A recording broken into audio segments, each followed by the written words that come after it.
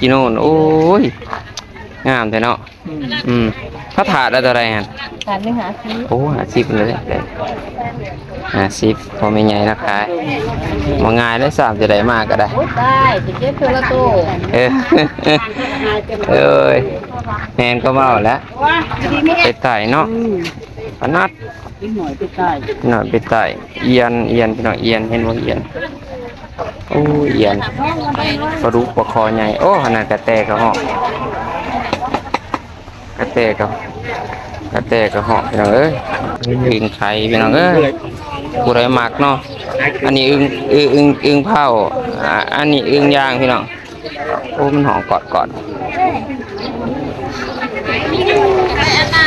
ใช่นี่นะครับ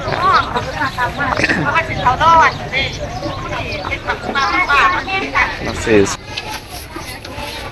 ไม่ใหญ่ขายหยอดวายไม่ใหญ่ขายหยอดวายไม่ใหญ่หยิ่มงามสวัสดีครับสบายดีพี่น้อง FC ทุกคนเนาะมื้อนี้บ่าวทองร้อนสิพาทุกคนไปลัก14ไต่เมืองบาเจียงเจริญสุขเนาะซึ่งบ่าวร้อนจะอยู่ลักกิโลลัก4เนาะแล้วระยะทางไปนี่ก็สิประมาณ10กิโลกว่าๆเนาะพี่น้องเนาะประมาณนั้นพี่น้องเดี๋ยวไปเบิ่งนำกันว่าตลาดเพิ่นเปิดบ่แล้วก็มีสัตว์ป่า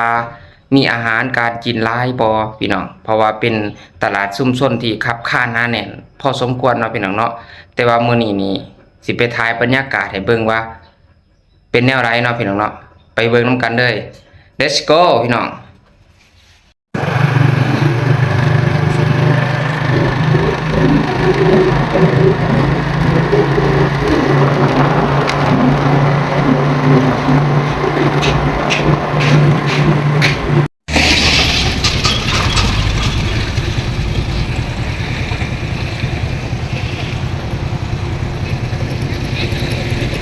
โอเคเดี๋ยวนี้ทุกคนก็ไหลมาเป็นทีเรียบร้อยแล้วหอดตลาดลัก14ไหวปันฟันคือว่าอันใดพี่น้องเลยโอเคมาหอดได้พี่น้องเด้อตลาดลัก14ไปเบิ่งบรรยากาศนำกันเนาะว่าสิเป็นแนวไรเนาะโอเคตลาดลัก14บรรยากาศเครื่องปลาคลองลงนี่ได้เครื่องปลาพี่น้องหวายเครื่องปลาของปอลงแม่งกินโน่โอ้ยงามแต่เนาะพระถาดอะไรฮะถาด150โอ้50เลย50พอไม่ใหญ่นะคะมาง่ายได้3จะได้มากก็ได้โอ้ได้จะเก็บเทอละโตเอ้ยแมนก็เมาแล้วดีไม่แห้งอยู่เท้าว่าไงเนี่ยได้ใครอยู่ไหนโอ้ปลาซอยก็มีอย่างเอ้ยปลาซอยโอ้ยเกือกปลากระลงกระโปดกระแถวนี่บัดปลากงบักแตงนี่นะมีไก่นอใหม่ผสมเป็ดโอ้เป็ดนี่นกกระจิบนกหน่อยก็มีนกกระจิบก็มีโอ้นกกระจิบแมงจุดจีไปหามาจากไหนก็ว่าหลายๆจากเนาะแต่สวยไปไต่เนาะพนัดหน่อยไปไต่เอียนพี่น้องเอียนเห็นว่าเอียนโอ้เอียนปลาดุกปลาคอใหญ่โอ้ขนาดกระแตกระหอกพี่น้องเอ้ยโอ้บักบัวพี่น้องเอ้ยหย่อนวายพักเป็ดแต่งามโอ้ยผลถ่ายคลิปก่อนเดี๋ยวยางวนเมืองก่อนแล้วสิมาถือหรอกโอ้ยพักนางหลอกกระเจียวก็มีนี่วายพี่น้องวายป้าพักบรรยากาศคือเขื่อนได้พี่น้องเลยขายยังไงไม่ไงขายวายเนาะบอกบวบวายเฮ็ดบดบ่อ่อนๆเนาะแกงพอดีแสบนะโดยย่างเมืองก่อนได้ไหมเนอะย่างเมืองก่อนถ่ายคลิปให้พี่น้องในเบื้องก่อนนี่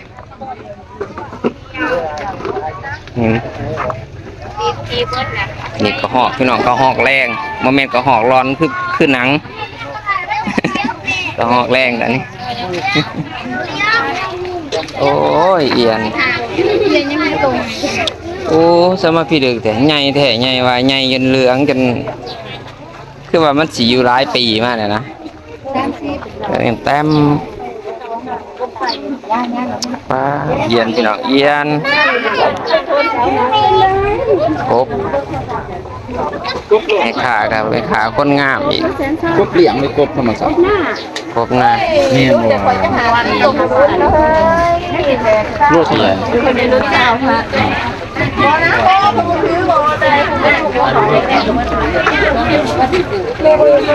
ไม่ใส่ก็มีปาดอื่นกบขออนุญาตถ่ายรูปในเด้อถ่ายวิดีโอในเด้อโอ้อึ่งไข่พี่น้องกูได้มักเนาะอันนี้อึ่งเผาอันนี้อึ่งย่างพี่น้องโอ้มันหอมกอด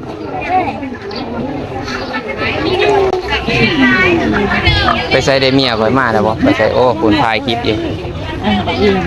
นี่ยังไงผ้าร้านมาซื้อเกลือก็เป็นยัง เป็น45ก็ได้สิเอาตัวนี้เอา40น้ำมาได้มา แม่จุจีพี่น้องแม่จุจีเป็นพักเป็นมีโอ้ยมีแต่เครื่องธรรมชาติพี่น้องเฮ็ดปวก หมักขัวเลย แล่นโลดเลยกุ้ง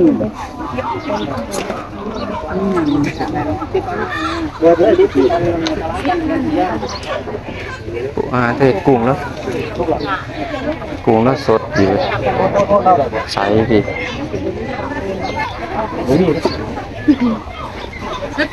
ถาดหนึ่ง45อยู่บนเฮ็ดปวกที่บานๆนี่อยู่เพิ่งหันบรรจุมัน100,000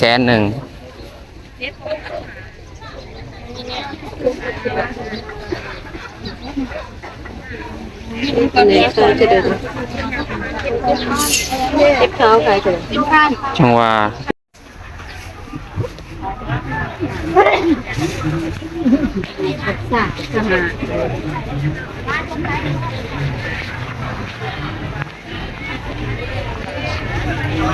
หางัวตีนงัวพี่น้องปาดป่าไปเบิ่งป่าบ่เอาว่าป่าไม่อยากไหลบ่ ได้หมกก็มีข้าวผัดได้ผัดมีได้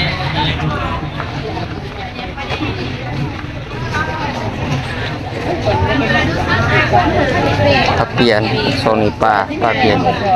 โอ้ปลาซอยบ่ตัวละสิมาบ่อ๋อ รู้หาอยู่3ส่วน40ได้ ยั่งอยู่แม่ยั่งอยู่เขาเอื้อยฝากมาให้ยั่งอยู่ฝากมาถึงเมืองโขงพุ่น นี่แหละเมื่อเดินมาหาไอ้โม ก็เปลี่ยน ทำไม ไม่เบิดไม่มี ปลูกปลาน้ำคลองนะพี่น้องปลาน้ำโขง ว่ากูบ่ทันแพงเลยโลดมัน ปลาน้ำโขง ปลารสหา โอ้ปลาเปลี่ยนโลสหาบ่ แม่น โอ้ก็พอสื่ออยู่ได้เนาะ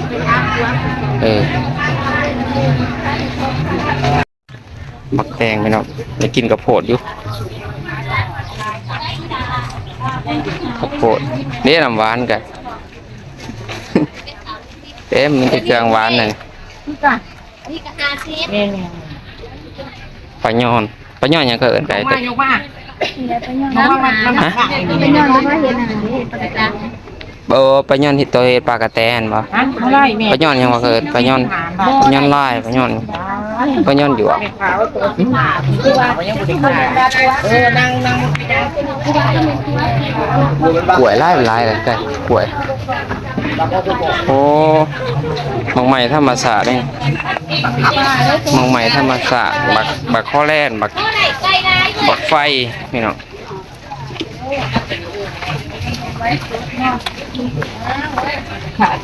กล้วยไปเอาเห็นบักข้อแล่นบักเกิด กินหัวจะขวน บัดครับก็พายคลิปแล้วสมได้ไง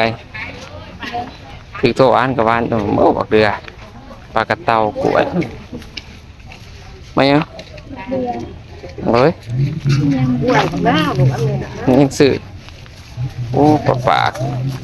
ปลาปากปลาสอยหัวทิมหาไก่ปลาสอยก็สื่อเลยโอเคอยู่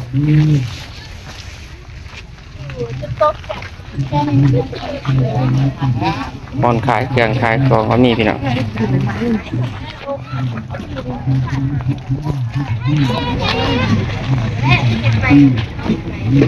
โซนนี้จะเป็นบอนโซนบอนขายเสือผาขายน้ำเนาะขายปักใหม่พี่น้องเอ้ย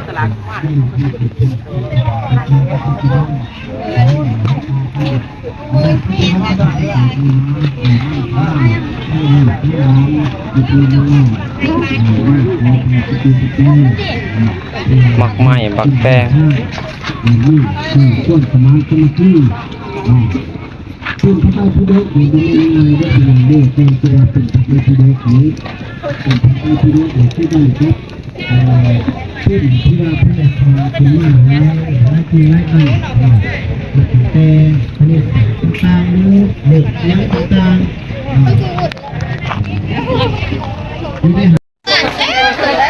ไปเอ้ย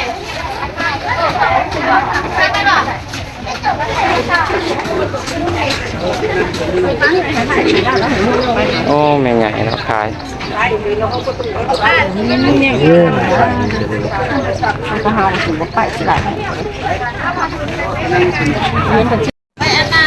ไก่แม่ใหญ่นะครับ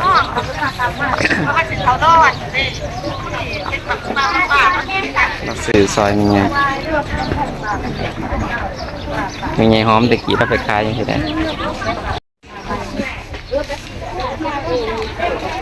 ปลาโลเศร้าหาปลาเปียน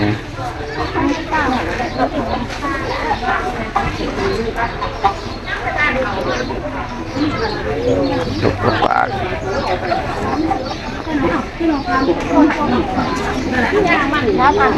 ไปไปแล้ว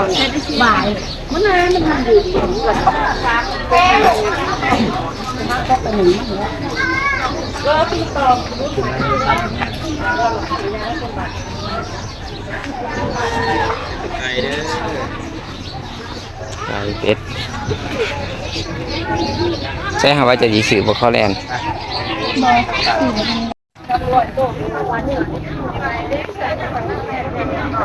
โซนนี่พักนางอาหาร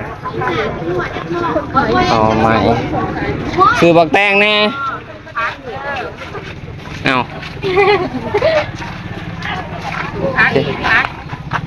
โอ้สุภาพเงาไหม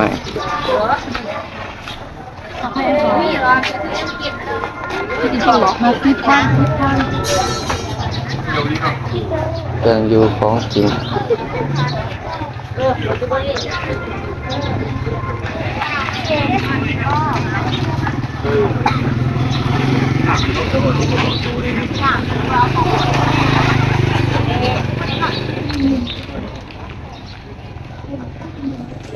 บ้านอีกบอนหันก็คงจะเอา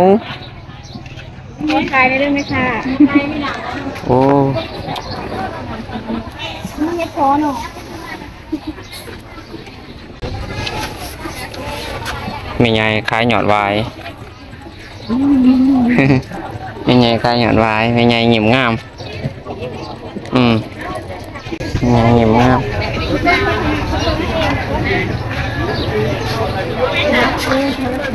โดยผักกูดอันนี้ผักกูดประเภทผักสุก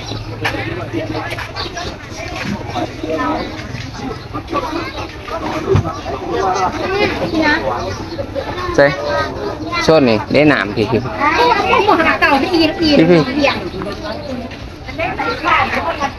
ยางไปยางมาแล้วก็ว่าหิวหนามบัด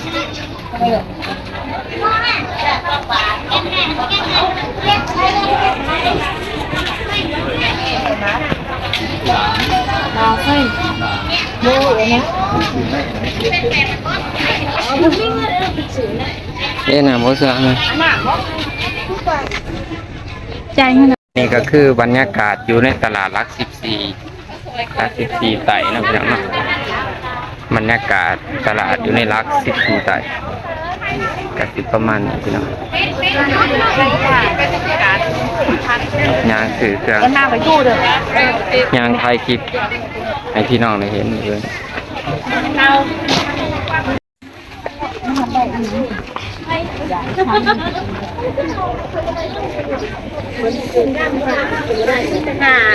ที่มันจะข้ามเชียวร่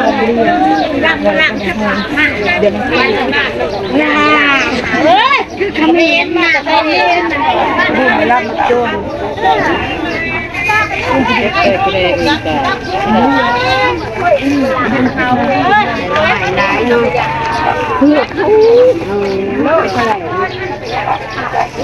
นี่ยังจะหัวยิงแถวซะอีไหมอยู่ค่ะ เก็บเด้อโทษเด้อเด็ดเปลี่ยนตัวโทษมาโทษเขาพยายามจะว่าอะไรนะ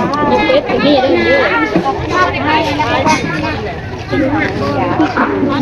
นี่แท้แม่ขอบใจได้หลาย ไปคาที่ไหนโอ้นี่จ้ะ